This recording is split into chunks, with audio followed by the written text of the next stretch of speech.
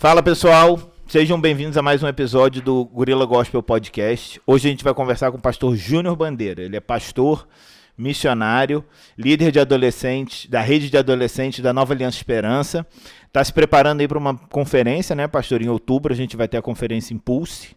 Sim, verdade. Primeiramente aí, prazer estar aqui com você.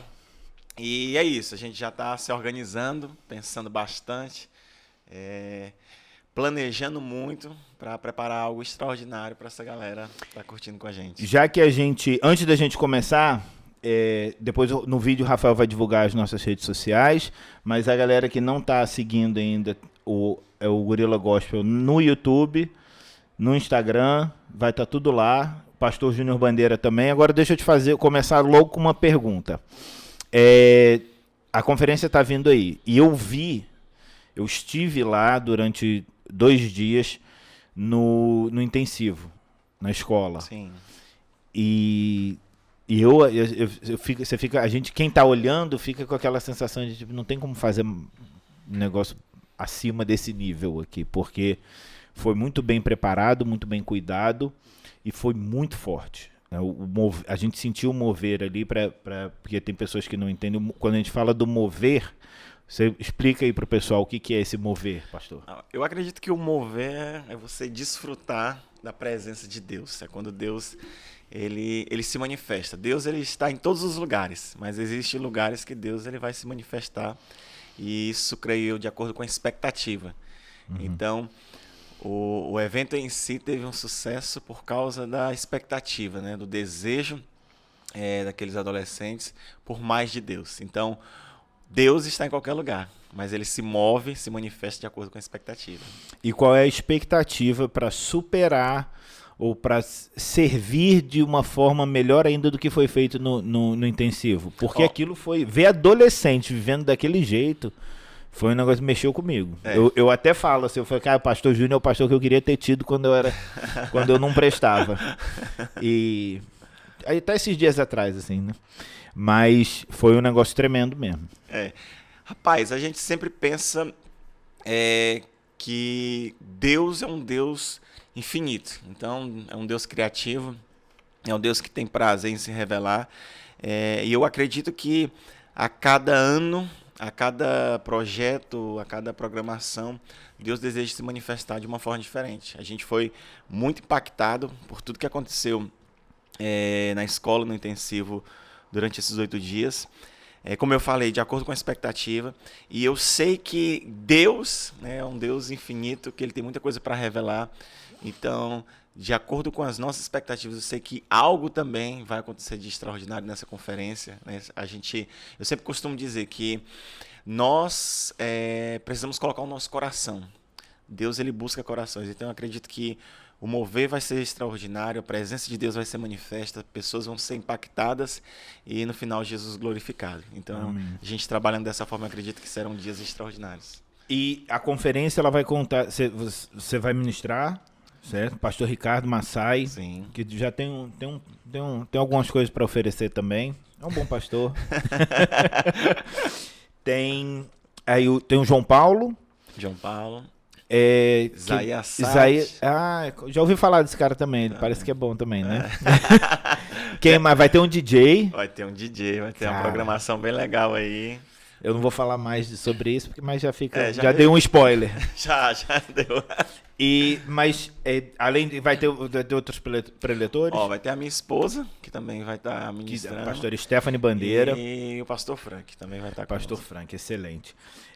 Agora vamos entrar eu vou começar a tirar as dúvidas que eu queria tirar contigo. Você viveu. Você passou. Você teve o seu processo, né, de conversão e de dedicação na vida cristã. Você se dedicou durante um tempo a missões lá na África. E aí você agora líder de adolescentes. Eu vou te fazer perguntas baseadas no que eu vivi e no que eu vejo. Sim. Né? E eu espero que você... E como pai e padrasto de uma adolescente que, graças a Deus, impulsiona a família inteira. Glória a Deus. Como que você está vendo as dificuldades? Porque as pessoas trazem muitas dificuldades da juventude, né?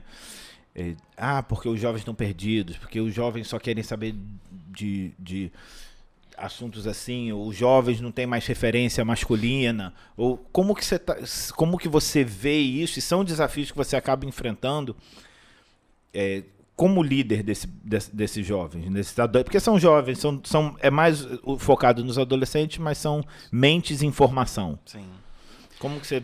Olha, assim, os tempos, eles são difíceis. Como eu sempre falo, eu não nasci num lar cristão, não comecei ali na igreja desde criança, e passei por um processo para chegar onde eu cheguei hoje. E observando o meu tempo, né, a forma como havia as informações, a forma como os jovens viviam, é muito diferente, né? Hoje, a dificuldade ela é maior. Eu, há 10 anos atrás, vivia algumas coisas, mas não tinha essa mentalidade de hoje. Então, hoje existe essa dificuldade porque nós estamos vivendo um tempo pós-moderno. Então, é sempre uma cultura, é sempre uma ideologia levando o jovem a se colocar no centro do mundo. E isso se torna humanismo, como um dia eu falei lá na igreja. Sim. Então, assim, hoje o jovem ele vive em busca do seu prazer pessoal, da sua realização pessoal. Então, acaba que quando você vive dessa forma, você às vezes prioriza coisas que não devem ser priorizadas. E essa cultura de agora, de um tempo para cá, acho que de uns 10, 16, 15 anos para cá, foi um tempo no Brasil aonde de certa forma distorceu muito, ou trabalhou em relação a distorcer a identidade dessa geração. Então você pega essa geração de hoje, ela é muito confusa, né? Ela não sabe qual caminho ela vai, ela não sabe, como é que eu posso dizer, as opções que ela deve fazer. Então o mundo, culturalmente, nesses 15 anos para cá, ele impôs muito isso, né? Nas escolas, nas faculdades, então acaba que dificulta muito. Eu costumo dizer que foi 10 anos onde trabalharam culturalmente para matar Deus no Brasil.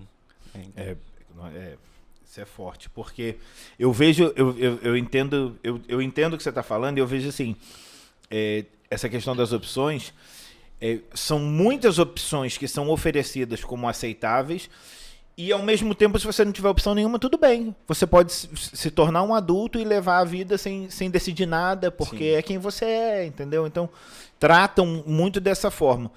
E junto com isso, eu vejo que é uma questão muito assim...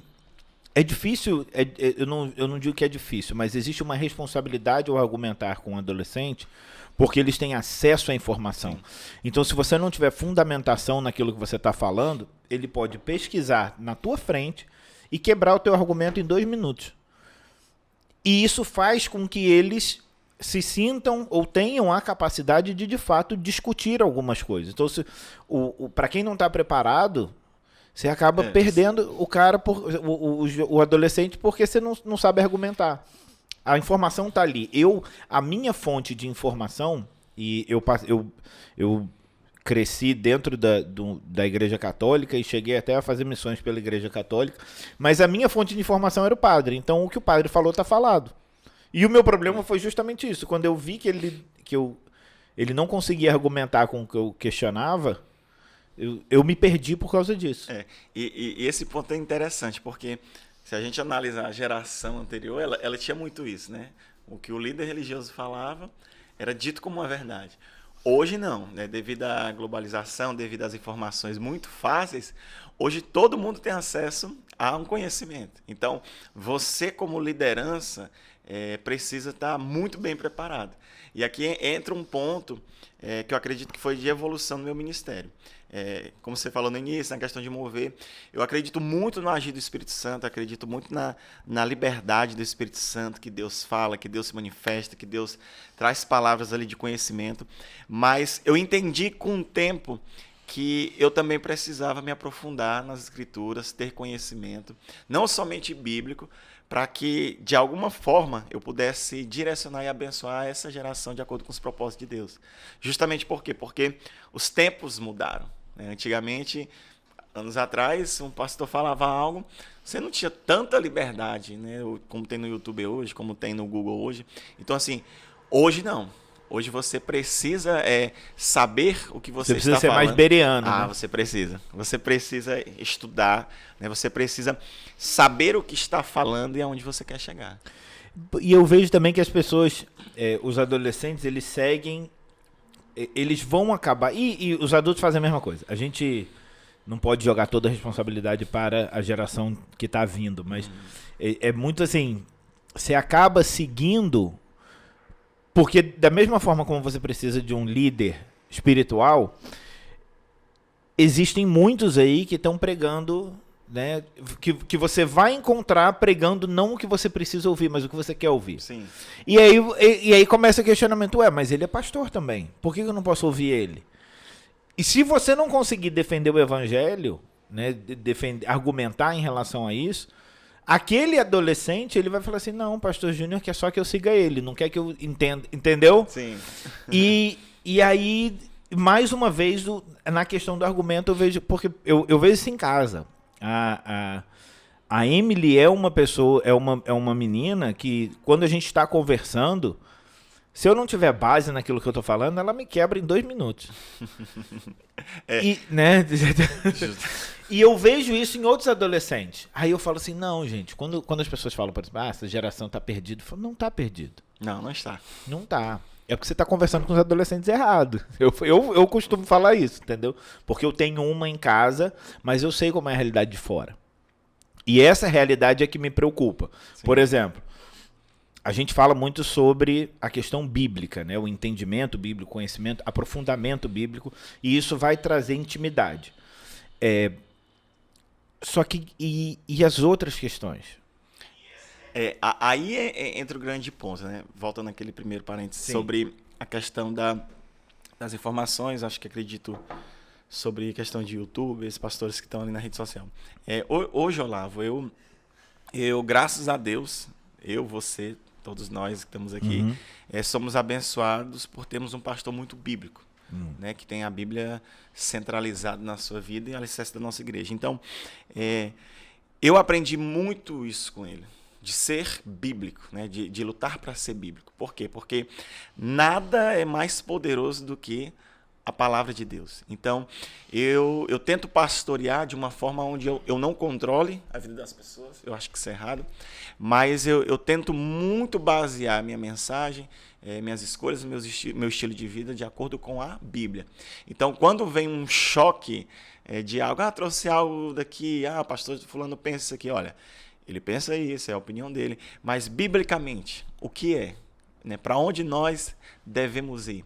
Então, hoje, a gente pensa que até algo que fica de princípio para quem cuida de jovem, hoje não é mais como antigamente. Que você, é só um ministério de adolescente. Quando eu comecei, eu ouvia muito isso. É só um ministério de adolescente. É só mais um da igreja. Aí eu parei e pensei assim, não. É uma salinha para eles não estarem no shopping. Não, porque antigamente era assim. Aí eu falei assim, não é assim. Porque a Bíblia diz que assim como um homem vê a sua alma, assim ele vai ser. Então eu vesti a camisa e falei assim, não, isso aqui vai ser um ministério e a gente vai levar isso aqui muito a sério. E eles não se enganam. Não. Os adolescentes, os jovens hoje em dia, se você oferecer um negócio que seja só para distrair, eles sabem. Justamente porque assim, hoje o mundo ele tem muita opção. Ele oferece muita coisa. Então, assim, eu tento ter muito um equilíbrio, né? Eu mesclo a questão de entretenimento, de fazer algo, um evento que possa divertir, mas o fundamento que eu busco é a palavra, a Bíblia. Porque lá na carta de João, 1 João, capítulo 2, e o versículo não estou lembrado agora, fala assim, olha, jovens, vocês são fortes, vocês já venceram o maligno, porque a palavra de Deus está em vocês. Então, como líder hoje de adolescentes, de jovens, eu preciso dar algo diferente, né? Eu preciso dar algo divertido, eu preciso trazer algo atrativo. Porque eles precisam ser adolescentes porque também. Eles precisam, né? Curtir a fase deles. Mas eu preciso ser um pastor bíblico. Se você for hoje no nosso culto de adolescente, né, você vai ver uma recepção legal, você vai ver pessoas servindo, se divertindo, mas a gente se esforça para ser uma geração bíblica. Por quê? Porque segunda-feira ele está na escola. E segunda-feira a ideologia vem de frente com a sua fé. Então, se você não é uma geração firmada e fundamentada na palavra, como é que você vai permanecer e vencer? Então, o líder hoje de jovem adolescente, ele precisa entender isso. Que ele não está preparando uma geração para ser um cristão de cadeira. Não, você está numa guerra. E você precisa levantar os soldados. Tipo assim, os cordeiros precisam se tornar leões nesse tempo. Então, o pastor de jovem adolescente, ele precisa entender isso. Não é o ministério da salinha. Não é o ministério das crianças. Não é o ministério dos adolescentes. Não. É a galera que vai vir no futuro. E a cada dia que você se perceber, está pressionando mais a nossa fé, né? Os nossos princípios. A cultura, ela, a todo momento, ela está tratando de sofrer. Não, e eu acho interessante porque, inclusive, lá na Esperança, a gente vê que isso se estende até ao Kids. Sim. Né? Eu falei para algumas pessoas que o Olavinho fez 6 anos, dia 6, agora de setembro. Ele participou do Kids. Talvez ele tivesse sido mais novo lá, porque ele não tinha completado 6 anos, ele estava com 5 ainda, foi dia 28. Eu falei para algumas pessoas que ele ia participar do Impacto Kids, aí falaram, teve gente que falou para mim, nossa, mas ele é muito novo para isso. Aí eu pensei, eu não falei, mas eu pensei assim, eu falei, pô, então que horas que eu devo começar? Se eu não for começar agora, que horas que eu vou começar? Quanto tempo mais eu vou deixar ele à deriva, digamos assim, porque ele não está à deriva porque a gente tem a nossa vivência cristã dentro de casa, mas por que não começar agora? Quanto mais cedo eu formar, eu permitir que ele tenha o coração dele disposto e disponível para Deus, menos ele corre risco de, tipo, quando confrontarem ele na escola, ele não vai saber o que fazer e vai se render. Quando confrontarem ele na faculdade, ele não vai saber o que fazer e vai ser... Porque tem isso, tem muito adolescente de cadeira que tá lá, enquanto tá na escola, tá lá frequentando a igreja, tudo bem. Aí chega na faculdade, o cara não tem base, ele era frequentador, mas não tem base, e a faculdade oferece tudo esfregando na tua cara. Com certeza. E aí ele se perde. Então, e aí justamente entra na questão que eu queria ver contigo agora, que é o seguinte, hoje em dia, por exemplo, tem questões voltadas para o gênero, sexo, consumismo, materialismo, as influências que o jovem, que o adolescente recebe. Como que você, não necessariamente confronta, mas como que você enxerga isso para que... Porque também eu acho que fica muito chato para os adolescentes e para você se todo dia, todo sábado à tarde você estiver falando, cuidado com o seriado que você está assistindo, cuidado com não sei o quê, entendeu? Ninguém quer um fiscal. Sim. Então, como que você encara essas dificuldades? Assim, é interessante. Essa semana eu estava lendo Gênesis, né? E vendo os detalhes sobre a criação, né? Como Deus criou o mundo, criou todas as coisas, no fim criou Adão, Eva, e ali eles estavam no Éden, né? Desfrutando o Éden e desfrutando Deus. E de repente a serpente ela vem e seduz Eva para ela ir contra Deus. E naquele momento ela vai e peca, e a gente sabe a consequência, né? O resultado de tudo isso. E aqui estamos. E aqui estamos tentando vencer. Então, eu vejo que é muito assim, sabe, Olavo? Hoje, antigamente, não sei, talvez pela imaturidade, eu era mais agressivo. Eu batia de frente, Só que no meu público eu comecei a entender que às vezes você bater de frente, você não vai ter um resultado tão preciso. Então, como eu trabalho? Eu trabalho mostrando as opções. Eu vou voltar a falar assim, eu trabalho muito na questão bíblica. Né? Tudo aqui é bíblico. Mas é sempre na bíblico, sempre pois é. Então, assim, eu tento mostrar muito sobre Deus, né? Sobre os planos de Deus, sobre quem é Deus, sobre o amor de Deus. E eu tento direcionar isso. Hoje, eu luto contra culturas e ideologias no púlpito, sem tocar muitas vezes no tema específico. Então, eu expresso muito biblicamente, espiritualmente, a situação que nós estamos inseridos.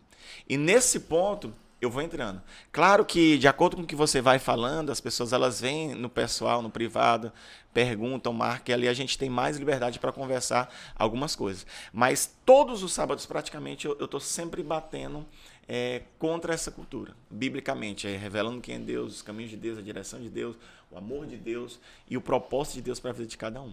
E trazendo à luz de quê? Que o pecado, ele existe. Mas que o fato, às vezes, de você ser tentado, às vezes de vir uma proposta, às vezes até de você sentir algo, isso não determina quem você é.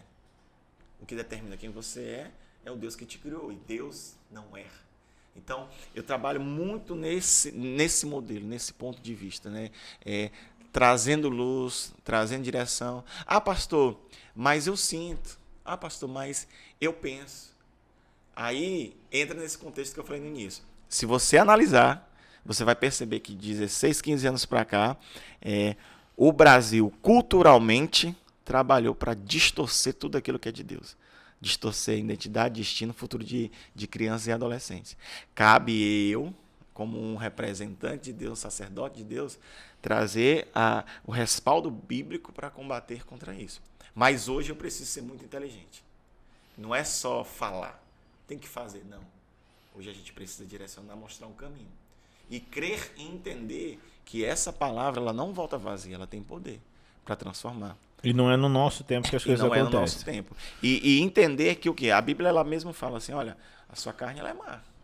Ela já foi corrompida. Davi fala no seu salmo que desde criança a gente nasceu pecador. O pecado já estava em nós. Então, eu trabalho com essa geração dessa forma, afirmando, discipulando e gerando aquilo que Deus é. Eu sinto. Nem tudo que você sente determina quem você é. Por quê? Porque a sua carne ela já foi comprada. A sua carne ela é má. Ela deseja o mal. Então, o que você pensa nunca vai determinar quem você é. Mas o Deus que te criou, a identidade que Ele gerou, o destino que Ele tem para você, isso vai determinar quem você é. E a capacidade de escolher, ela sempre será sua. Então, eu levo muito essa geração a pensar. Confesso, errei muito no passado, era muito positivo, tentava, às vezes eu até perdi a razão pela forma como eu falava. Mas os anos, a experiência, ela foi me levando a esse entendimento. Então, hoje, por exemplo, domingo você estava na igreja. Eu usei um termo, humanismo. Usei alguns exemplos. De forma coletiva, o Espírito Santo ministrou a igreja. Mas individualmente, cada um entendeu. Foi ministrado. Porque entendeu que, nesse ponto, eu tiro Deus do centro e me coloco. Um era dinheiro, o outro era prostituição, adultério, alguma coisa. Nesse ponto, eu vivo de uma forma para me satisfazer. Então, eu combati um pensamento, uma ideologia secular, sem tocar nela. Então, eu abri uma porta... Porque você aponta para a cruz e não para a pessoa. Justamente. E nem propriamente assim, eu trouxe uma questão para um púlpito. Eu trouxe um entendimento, eu trouxe a forma espiritualmente como o mundo ele rege hoje todas as coisas, e eu dei uma palavra. E ali o próprio Espírito Santo ele vai trabalhando individualmente, coletivamente, para que a vontade de Deus ela seja gerada na vida. É muita sabedoria. Porque eu acredito, vejo muita sabedoria nisso. Por quê? Porque eu vejo da seguinte forma: se você... Existe um termo em latim que chama ad hominem, que significa o seguinte: se eu não consigo combater o teu argumento, eu vou combater você. Então, se você está direcionando alguma coisa, se você está falando especificamente para mim, e eu sinto que você está direcionando a palavra para mim, tipo, que propositalmente, e eu não consigo combater isso, então eu começo mas quem é você? Você é um pastor, você usa brinco, você não sei o quê. Eu começo a arrumar coisas em você para quebrar o teu argumento. Uhum. Só que o argumento, no final das contas, da forma como você aborda, ele não é teu. Você é um transmissor, você é um mensageiro. E aí fica mais difícil de eu combater. Porque não adianta eu vou falar o quê? Se Deus usa brinco, qual o problema? Entendeu? E aí eu queria entrar nessa questão porque a gente está falando muito da cultura, né? E eu entendo hoje que a gente já teve a questão o termo contracultura usado em diversos momentos. Desde da época, se eu não me engano, a primeira vez que eu lembro disso na história foi na Guerra do Vietnã, que aí surgiu o movimento hippie, que era a contracultura, era você não se curvar às determinações de uma geração machista, impositória, do governo que controlava tudo, que mandava você ir para a guerra se você não acreditava naquela guerra. Eu vejo que o evangelho é uma contracultura que não cede. Não cede assim, ele não é sazonal, ele é eterno. Então, você está todo tempo se colocando contra uma cultura que está sendo estabelecida. Já foi o machismo, já foi o feminismo, agora pode ser o liberalismo, o humanismo, e sempre vai ter o evangelho na linha de frente. Só que quando você tem o evangelho na linha de frente, as pessoas... É muito difícil combater o evangelho, então elas combatem o evangélico. E você, como pastor de adolescente, e eu já vivi isso numa escala bem menor, você tem uma questão de você não está lidando só com os adolescentes. Sim. Tem os pais dos adolescentes, que também estão ali no teu pescoço. Vacilou já era. Vacilou já era. Como que é esse relacionamento? Porque assim, eu não sei se já te falaram, mas você não tem um aspecto pastoral, né? Digamos assim, estereótipo, o estereótipo pastoral. Caso alguém não tenha visto o Pastor Júnior, eu não sei se isso é uma surpresa para alguém, mas é esse, ó. Então, não parece um pastor. Então, como que você lida com isso? Realmente é um ponto interessante. Rapaz, olha só. Hoje, claro, a gente tem outros tempos de cultura. Antigamente tinha um padrão de como você ser um pastor. E eu não anulo isso. Só que por muito tempo, penso eu, talvez fique meio assim como se eu estivesse defendendo a minha linha, né? Que a gente estava muito mais preocupado em uma mudança externa do que uma mudança interna. Então, por muito tempo, o padrão de um homem, de uma mulher de Deus, era mais associado àquilo que ele devia se apresentar diante da sociedade do que realmente ele era.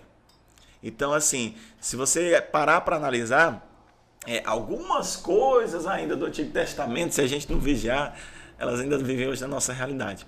Se você vê, os fariseus, eles sabiam o Pentateuco, eles andavam com o versículo na mão, na testa, eles se vestiam bem, eles falavam bem, eles oravam bem, né? Todo um aspecto exterior era coerente de acordo com a visão humana. Mas no seu interior, algo não estava batendo. Tanto que Jesus, se você for analisar, era de um grupo de pessoas que Jesus mais batia. Só que, entre o porém, não tinha a ver com a roupa, não tinha a ver com o comportamento externo, tinha a ver com o coração. Então, hoje tem essa questão. Hoje a pessoa olha para mim e fala assim, pá, esse cara não é pastor, não. Cara, 3 brincos na orelha, as calças apertadas. Anda de short. Esse cara não é pastor, não. Só que, porque vocês não estão vendo o cabelo. Teve ainda tem o cabelo. Teve tempo do cabelão grande. Então, assim, hoje, por causa dessa questão cultural, ainda, vou te confessar que sofro algumas barreiras de preconceito. Só que, o que é bacana, cara? O que é bacana de tudo isso? É que é o que Deus faz. Né? É o que Deus gera. Quantas vezes as pessoas já chegaram para mim assim, olha, eu quero lhe pedir perdão. Do nada? Do nada já. Eu quero lhe pedir perdão porque eu vi você com 2 brincos, eu vi você assim, eu vi você assim. E para mim você não era pastor. Para mim você não era homem de Deus. Mas... pois deixa eu te pedir perdão então. Deixa eu te pedir perdão, por quê? Primeira vez que eu te vi, tava tendo um evento, não tinha o Templo Novo da Esperança ainda, era no Templo Antigo. E eu não lembro qual era o evento. Eu sei que já tava, né, eu acho que já tinha começado a pandemia. Sim. E aí, você tava entrando, e eu fui perguntar, não, se a primeira vez você vem aqui, fui te direcionar para alguma coisa. Aí você falou assim, não, eu sou pastor. Aí... eu já tenho 10 anos de crente. Eu virei, no meu íntimo eu pensei assim, pastor. Bicho, eu lembro certinho, você tava com uma camisa, era meio flor, mas era bem estampada. Era tipo Miami Vice, anos 80 mesmo. Aí eu olhei e falei assim, tá bom. A mãe falou, tá bem, amém, entrei então. Pois é. Mas o que é bacana? O que é bacana hoje? Você falou uma frase muito interessante aqui. Hoje eu tenho uma filha que impulsiona a família. Então, se você parar para analisar, a glória de Deus é Deus que faz, é Deus que gera, é Deus que faz tudo. Mas hoje você me vê diferente através da lente da sua filha. Sim, sim. E eu consigo, na verdade, assim, eu te vejo diferente através da lente dela e eu consigo entender a necessidade que nós temos de ter essa quebra de padrão. Né? De ter alguém que direcione e que quebre em mim esses preconceitos. Sim. Porque por mais, e eu me considero um cara bem tranquilo em relação a não ter preconceitos, tem coisa que a gente ainda se pega, tipo, eu costumo falar o seguinte, quando alguém te faz uma pergunta, o que você pensa não é a resposta que você dá. É aquele primeiro impulso que você teve no fundo da tua cabeça. Porque a gente foi uma construção. Igual eu pensei, eu falei assim, pastor. Aí depois eu pensei, depois eu te vi, aí quando a gente te vê pregando, aí você fala assim, opa, é pastor. Esse cara é um pastor. Parece que é pastor de verdade. Entendeu? Então, e a gente precisa ter esse confronto interno para que a gente possa se libertar disso. Porque foi construído. Sim, eu imagino que quem passou por dificuldade foi o pastor Ricardo Massai, né? Que chegou na igreja dele. Mas, assim, eu sei que o primeiro impacto, ele é forte porque culturalmente a gente ainda não está preparado para isso aqui. Talvez para mim. Você sai daqui de Imperatriz do Maranhão, você vai ver pastor de todo tipo, né? Mas culturalmente, para nossa região, para o lugar que a gente está, é forte isso. Mas é como eu ensinei os meninos e ensino, olha, sua vida ela fala. A sua vida ela sempre vai falar. Então, eu me esforço para viver de acordo com o padrão bíblico de Jesus Cristo. Não sou perfeito como ninguém é, mas eu me esforço para agradar a Jesus. Para viver de acordo com a palavra de Jesus. E isso é muito interessante porque como a sua vida ela vai falando e aquilo que Deus faz em você, ele não finda em você, não termina em você, ele passa para as pessoas, é muito bom quando um pai, uma mãe que me viu pela primeira vez, né, talvez teve essa reação que você teve, passa a me ver de uma forma diferente. E como é bom, Olavo, receber feedback do que Deus está fazendo na vida dos filhos.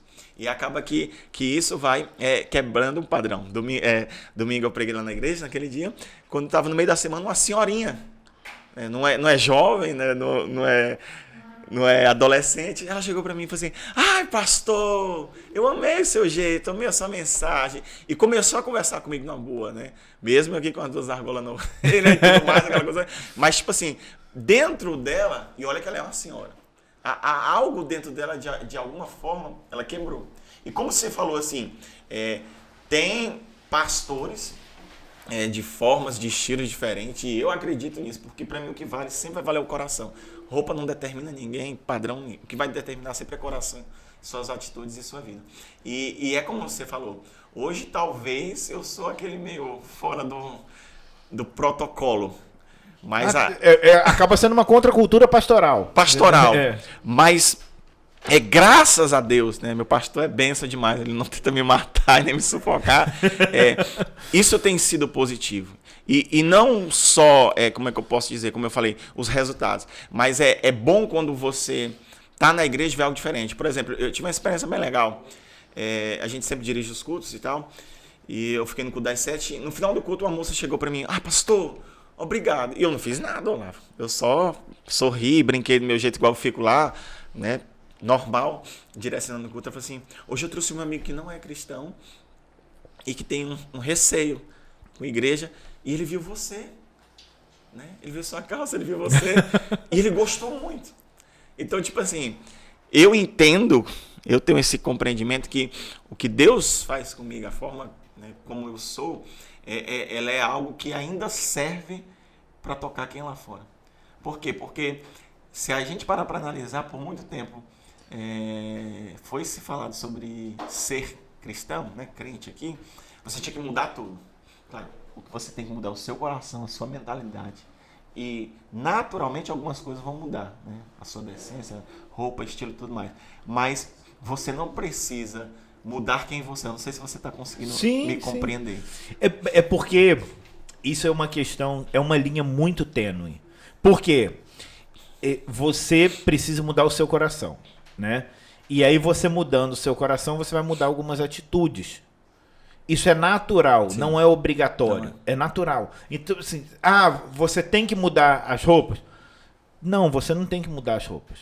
Mas quando você mudar o teu coração vai te dizer, será que eu estou usando as roupas que... Sim. O que eu estou transparecendo. Entendeu? Sim. E então, tipo assim, eu vejo... Mas eu tenho uma outra pergunta sobre os jovens em relação a isso. Conclui aí. Não, então assim, em relação a isso, como eu falei, eu vejo muita questão no coração. Eu tento ser um pastor que me dou muito bem com os pais. Como eu falei, eu ensino muito sobre a Bíblia, muito sobre comportamento, muito sobre honrar pai e mãe e família. Então, o estereotipo, você olha assim, você fala, ixi, esse cara, pastor. Mas graças a Deus que faz todas as coisas, Deus tem abençoado eu e a minha esposa de uma forma que a gente consiga entrar no coração dessa geração, que um pai e a mãe falam assim, olha, eu não consegui, né, você conseguiu, então eu vejo que Deus pode usar qualquer pessoa. Até você. Agora deixa eu te fazer uma pergunta, isso é uma pergunta importante. Eu vejo os adolescentes lá na Esperança, eles servem de uma maneira que é maravilhosa, né? No culto deles, você vê eles queimando de verdade. Assim. Eles se entregam muito. E eu sei que isso é o Espírito Santo. Certo? A forma, eles pregam, tem adolescente pregando dentro das escolas, tem adolescente liderando células, tem adolescente envolvido em diversos ministérios. Isso tudo é maravilhoso. Certo? Mas por que eles não arrumam um quarto? Boa pergunta. O que você está fazendo de errado, pastor? Boa pergunta. Não, onde que eu queria chegar com isso? Isso é um problema que eu não vou dizer nem, eu não vou nem reclamar disso. Senhor, cura meu coração. Mas que eu acho que isso faz parte do adolescente. Mas assim, eu sei que, porque já aconteceu comigo. Tem vezes que o pai chega e fala assim, pô, a minha filha ou meu filho tá assim, assado, assim, achei ótimo, muito obrigado. Mas será que você não vai tirar essa tatuagem? Sabe? Ele ainda tem esse negócio. Por que eu penso nisso? Você vê os jovens desse jeito todo que eu falei, e ainda tem a preocupação social, inclusive assim, na nossa sociedade e até dentro da igreja, assim, é excelente eles fazerem tudo isso. Mas será que esse menino não está afeminado? Será que essa menina tá se vestindo de forma respeitosa? Existe essa preocupação. Qual que é o meio para a gente aquietar esses corações, acalmar essas almas aí e deixar as coisas trabalharem? Porque a gente quer a resposta no nosso tempo. Né? Eu quero ver aquele menino que eu acho que é afeminado ou não, no próximo culto já machão. Entendeu? Não é assim. Mas é uma questão social. Que a gente que eu digo assim, são imposições da sociedade que são trazidas para dentro da igreja. Como que você lida com essas dificuldades? Porque existe, né? Existem. E eu falo muito, até pela questão do Ministério de Homens, eu falo para os caras, mas os jovens de hoje estão muito afeminados. Eu falo assim, não, mas isso não é de hoje. A nossa geração permitiu que isso se construísse nos últimos 15 anos. Sim. Agora e agora como é que a gente vai fazer? Entendeu? A bomba fica pro pastor junto. Fica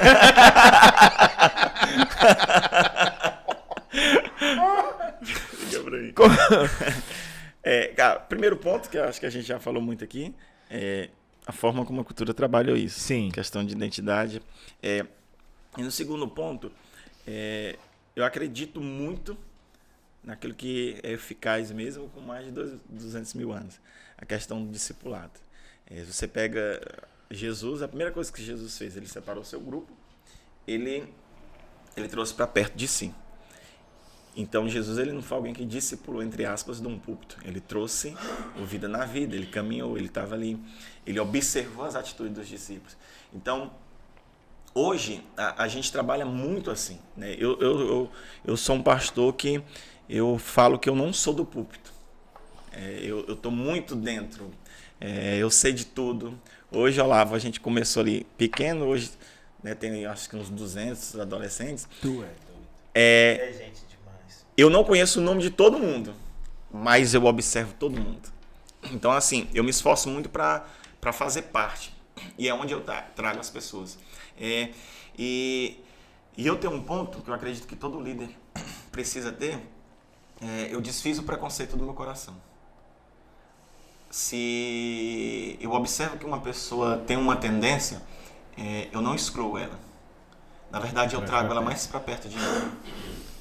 Ela anda mais perto de mim. Se a gente, por exemplo, você tocou na questão da feminidade. Geralmente, existe o preconceito.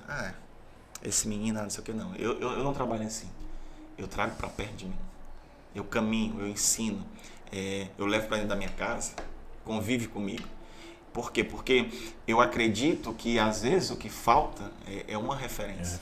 E você vai observar a vida, você vai ver o contexto histórico, você vai passar a entender muita coisa. O problema é que a gente olha de cá, a gente não vai lá no fundo, né? Então você vai analisando a história familiar, você vai percebendo, esse ponto é por causa disso.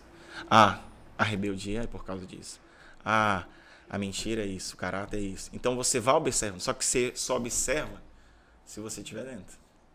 Se você entrar para a realidade. Então, eu trabalho dessa forma, de entrar, de observar, de discipular, de chegar ao ponto da pessoa ela ter a liberdade. Né? Eu queria até falar uma experiência aqui, mas eu não vou falar, que é muito forte.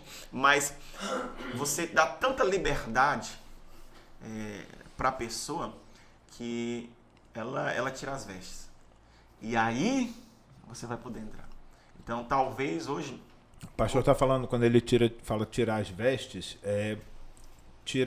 baixar a guarda, né, pastor? Abrir o coração, né? Deixar o coração limpo. Então, assim, aí você pode trabalhar na questão do discipulado.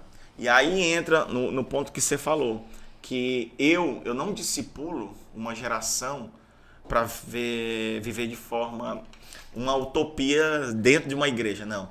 Eu discipulo uma geração para que quando ela saia por aquela porta, ela faça diferente por onde ela passar. Então é interessante que tu falou, eu falo muito assim, olha, a sua vida ela fala a todo momento. E família, principalmente família, você vai pregar mais com as suas atitudes do que com as suas palavras. Porque a tendência da família, por ver teus defeitos, é sempre te criticar, enfim. E eu sempre digo isso, não adianta você estar... Eles focam no defeito. Justamente. Então, não adianta você pular aqui, assobiar, sei lá, cantar, servir, se na sua escola, na sua casa, no seu cursinho, você não é a expressão daquilo que você é aqui dentro. Então, você precisa ser fora aquilo que você é. Isso é caráter. É aquilo que você é. É porque senão a igreja acaba se tornando uma fuga. Uma fuga. Né? Uma realidade paralela. O que ela não está no shopping, não está na bagaceira, mas está lá na igreja. Mas está fugindo de coisas que tem que ser tratadas. E isso entra a questão do ponto da religiosidade. Por quê? Porque eu associo a Deus com o templo. Eu associo Deus com a instituição.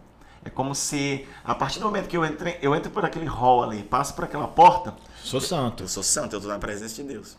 Quando termina a reunião, Deus fica na igreja e você vai fazer a sua vida do jeito que você quer.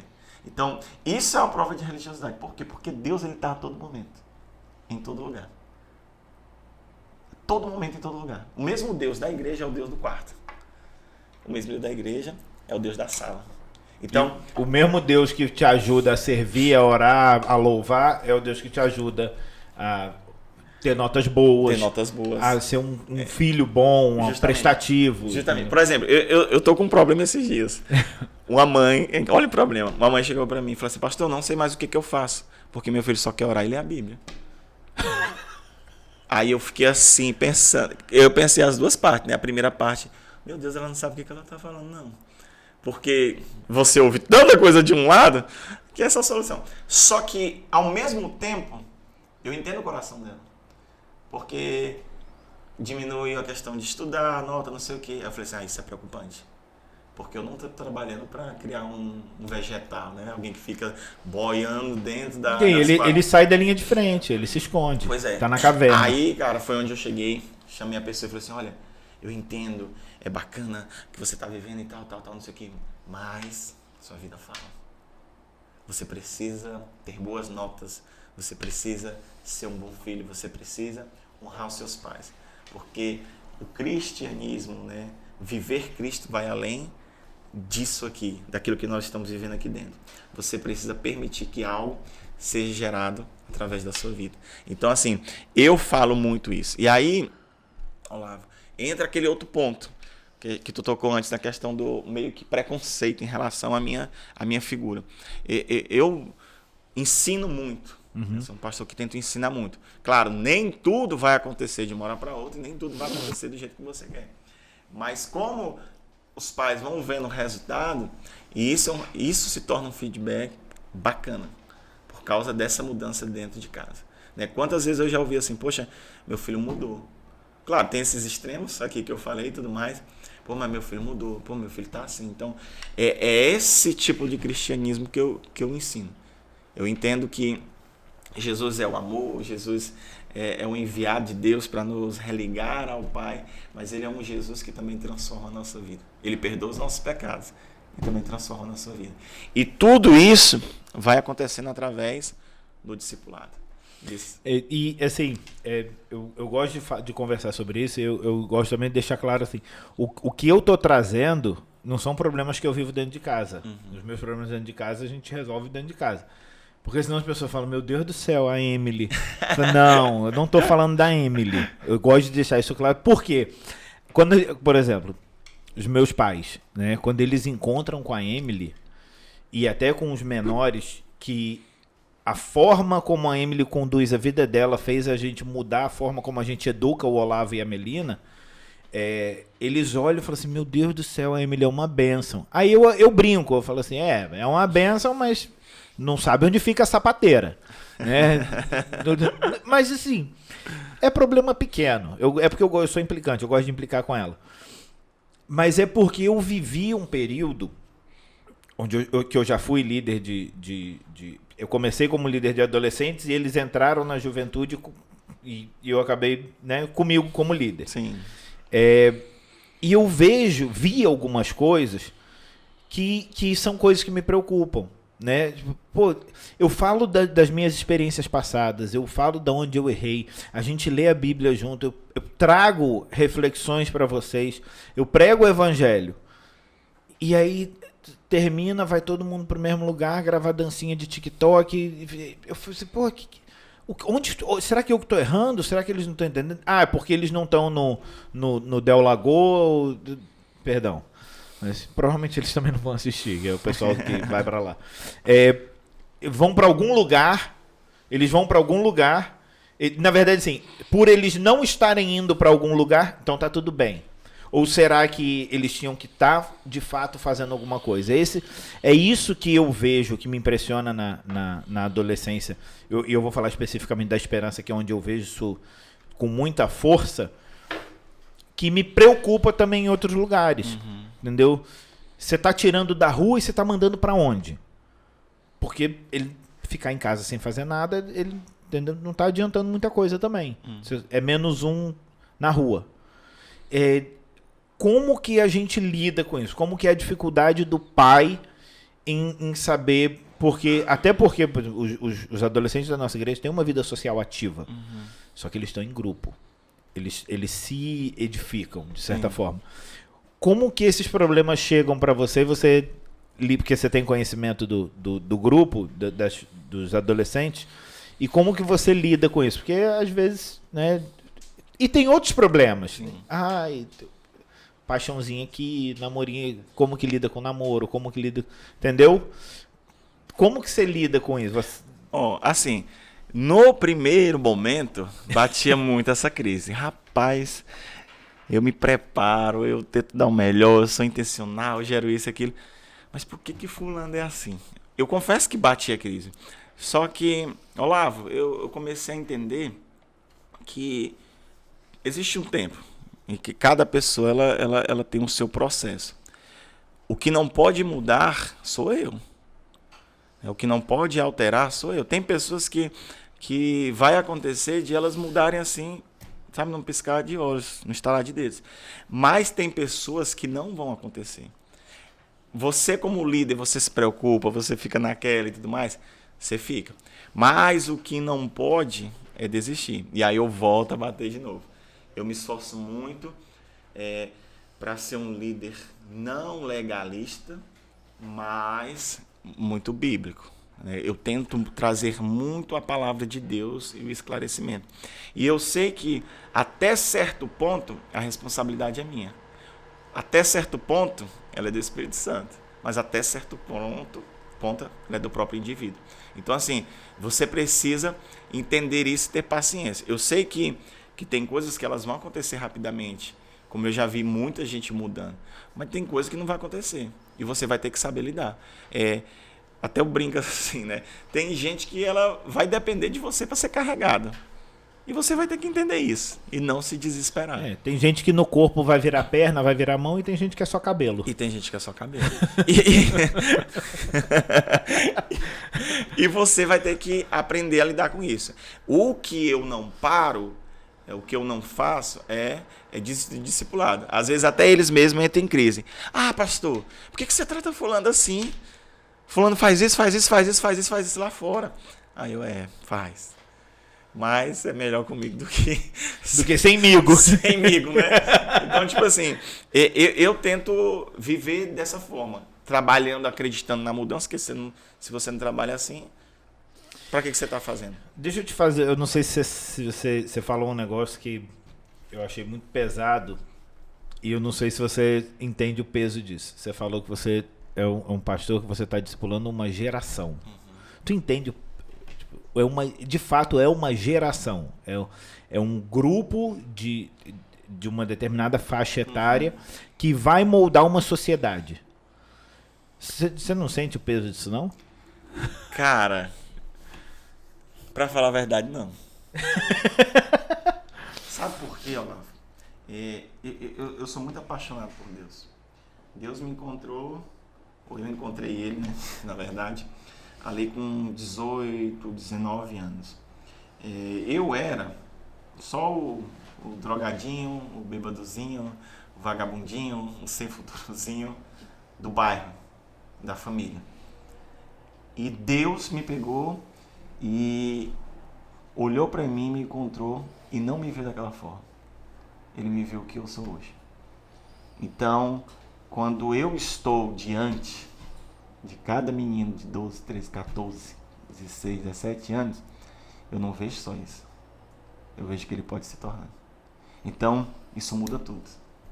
Porque se seus olhos se atentam só para aquilo que você está vendo, você nunca vai ver um adolescente confuso, perdido, intrigado com a sua identidade, no real propósito de Deus para a sua vida.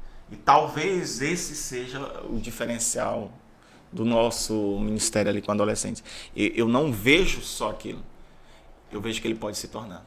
Eu sempre falo para eles assim, olha, vocês só precisam ver vocês na ótica que Deus vos vê. Então, isso muda tudo. Então, assim, quando eu estou sentado com uma Emily da vida, que fez 17 anos. Hoje, parabéns. Não é só a menina de 17 anos. É a menina de 17 anos que um dia vai ter 27 anos, 37 anos. Então, eu não preparo o adolescente para passar da adolescência. Eu me esforço para prepará-lo para a vida. Então, assim, isso muda tudo. Então, assim, eu não estou aqui trabalhando para agora, para aquilo que meus olhos estão vendo. Eu estou preparando para a guerra. Então, eu entendo isso. É por isso que quando eu subo todos os sábados ali para ministrar, eu vou lá como se fosse a última vez. Eu não me retenho. Eu dou tudo de mim. Tudo. Porque se eu descer de lá e foi minha última vez, e eu dei tudo de mim. Foi sem concessões. Por quê? Porque eu entendo que não é só agora. É pro futuro. Então, quando eu falo sobre geração, não é só um termo ali, geração de adolescentes. Não. É uma geração de adolescentes que um dia vão se tornar jovens, adultos, pais. É até na Bíblia, quando eles falam muito sobre geração, e aí as pessoas tem parte da Bíblia que fala sobre geração, e as pessoas pensam em, mas isso ele está falando daquele grupo. Eu falo, não, ele não está falando daquele grupo específico de lá, porque a Bíblia é viva, então ela se aplica para hoje. Sim. Ela está falando daqueles que foram gerados pelo Espírito Santo, das criaturas novas que foram refeitas e agora são filhos de Deus e vivem de acordo com isso. Então, esses gerados. E aí, eu entendo o que você está falando, que não é só uma preocupação, tipo, a minha preocupação é, enquanto eles não fizerem besteira até os 18, tá tudo bem. Tá tudo... Né? Quem que eles vão se tornar a partir daí. Sim. E o crescimento disso, como que você enxerga? Porque agora, assim, foi de quê? De 0 a 200 no meio de uma pandemia. Cara, a única explicação, forever Deus. só Deus. Assim, a minha parte... Os 3 brincos ajudaram. Ou então deixa muita gente confusa. Mas o confuso também ajuda. Que fala assim, rapaz, eu não sei o que está acontecendo, deixa eu ir lá ver. Cara, definitivamente tudo é Deus. Não tem o que explicar. Então não posso te dar uma estratégia. Eu acho assim, que se você coloca o seu coração no lugar certo e Deus enxerga isso, Ele faz. Um dia eu estava na conversa com o homem de Deus, de um ministério, né, hoje relevante no Brasil, no tempo da escola, e eu perguntei, cara, e como é que foi? E ele foi falando, cara, foi sem intenção, eu saí pra praça e preguei. E ele começou a contar a história e eu fiquei com aquilo na minha mente. Sem intenção.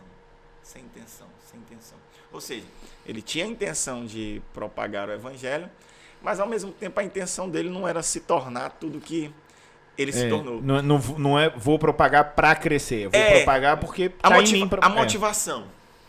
E nesse tempo, a gente vai fazer um ano, mês que vem, né, dia 3 de outubro do ano passado foi o nosso primeiro culto. Eu entendo que tudo foi Deus. Se você vai pegar Moisés, a história de Deus e Moisés, chega um momento em que Deus fala assim, Moisés, aqui já é a minha versão. Moisés, quer saber de uma coisa? Eu vou acabar com tudo aí, vou tirar todo mundo daqui e eu vou começar algo novo através de você. Deus estava falando assim, Moisés, de ti vai surgir uma nova nação. Então tu vai ser o cara, né? Tchau Noé, tchau todo mundo. Vai ser você. Moisés chega para Deus e fala assim, Senhor, se tu for fazer isso, então risca meu nome do livro da vida. Que eu não quero não.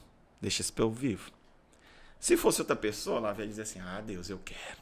Porque eu vou ser o cara. Tchau, Abraão. Eu vou ser o top das galáxias, né?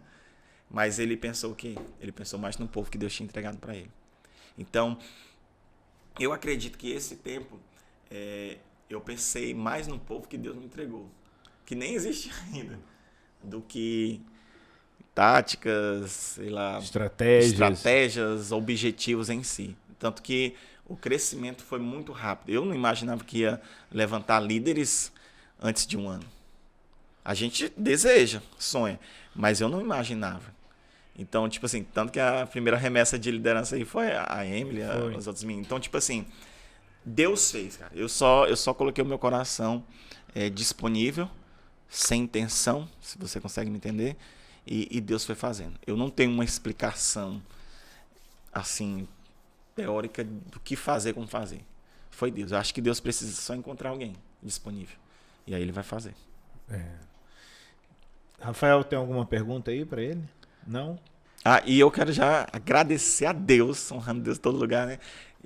Você citou da Escola Intensiva de Verão. Foi nossa 3ª edição. Foi a mais difícil de se fazer, porque a gente estava num tempo de pandemia. E E eu vi Deus atraindo pessoas, fazendo algo sobrenatural e nos guardando, porque ninguém se contaminou, ninguém deu problema de saúde, não deu nada.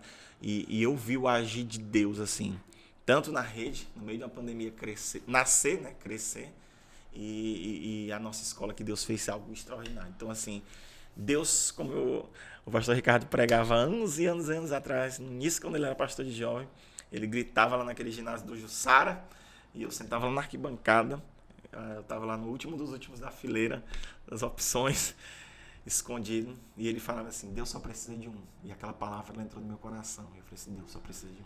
Então, assim, agradeço demais a Deus por tudo que Deus fez. Pois essa palavra saiu dele, entrou em você, saiu de você, entrou em mim, porque parte do que está acontecendo lá na igreja, que a gente ainda não tem um ministério de homens, mas está sendo desenvolvido, eu sempre ficava nessa de,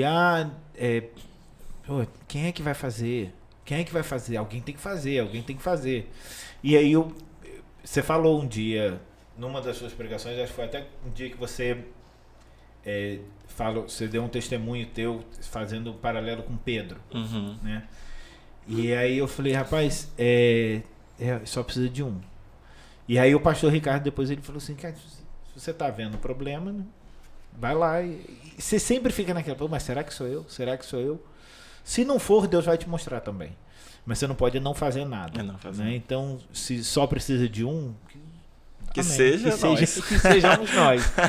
Entendeu? Mas é isso. Assim, eu, como pai de adolescente, como tendo filhos aí que estão subindo, que vão. Não sei se vai ser, porque o Olavinho tem 6. Até ele chegar nos adolescentes vai demorar um pouquinho. Você já vai estar velho. Depende. O corpo, vai o espírito. Mas, assim, é tranquilizante pro coração ver o que está acontecendo. E uma das coisas que o pastor Ricardo falou até na conferência de homens, assim, é uma consciência que a gente precisa ter que se o teu filho é o mais cristão da tua casa, não é motivo de alegria. Porque a referência temos que ser nós, os adultos, os pais. Então, nos impulsionou a entender a nossa responsabilidade. Porque eu também não posso virar para ela, não, seja menos crente, porque tá me incomodando. Não, vai, tudo que você puder ser, faça. E às vezes cansa, né? Pô, a Emily tava, essa semana teve batismo terça, célula quarta, aí e a gente vira e fala assim, tá, qual era a outra opção? A outra opção é ela tá no mundo. Então, não importa o meu cansaço, o nosso, né, dos pais, não pode importar o nosso cansaço, não pode importar a nossa preguiça, não pode importar, a gente tem que estar lá, e com isso, a gente tem que virar e falar assim, a referência dela de cristão e de adulto vai ser o pastor Júnior, nada contra o pastor Júnior, ou vão ser os pais? Porque tem que ser os pais. Sim. Porque senão, quem sou eu na vida dela? Sou só o cara que cuida da casa, entendeu? E aí a gente começa a mudar o nosso comportamento, aquilo que vocês estão fazendo vai edificar, vai fazer com que pessoas cresçam espiritualmente.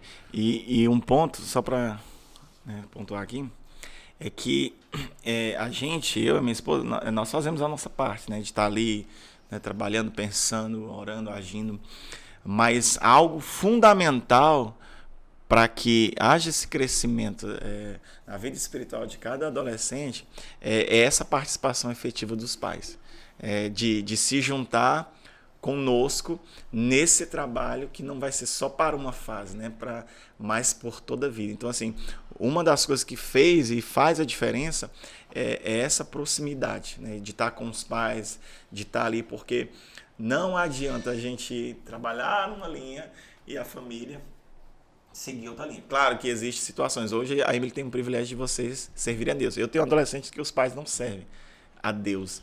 Então, assim, mas é algo de extrema importância, né? Ter pais envolvidos e cooperando para que esse mistério de adolescente possa desenvolver. E outro ponto que você falou aí, né? até no início, esse preconceito em relação assim, cara, domingo, naquele dia que eu preguei assim, o irmão ali, que tá ali nos acompanhando. Na plateia? Glória a Deus! Ele falou algo assim, duas coisas me marcou, né? Uma, ele foi meio assim, jeito cálico de ser. Mas ele falou assim, cara, se os meus filhos, né, quando eles crescerem e forem adolescentes, eu quero que você seja pastor. Cara, Mas eu falei de verdade. Isso aí. Você é o pastor que eu queria ter tido quando eu era bicho, ia facilitar demais a minha... isso é glória a Deus.